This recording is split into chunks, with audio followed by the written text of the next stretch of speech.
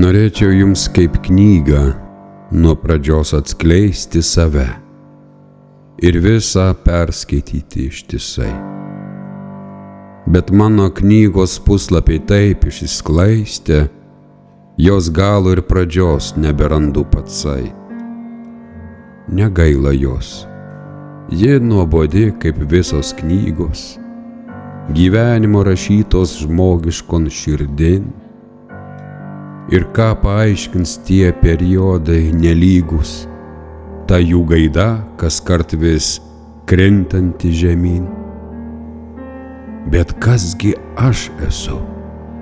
Jūs norite žinoti? Turbūt kažkoks keistų troškimų lydinys. Ne vienas į mane pažvelgęs pasakys: taip, trokštu, nes esu gyvenimo besotis, gyvent visus kaskart mylėt labiau. Galbūt ir dar ko nors. Argi aš pats žinau.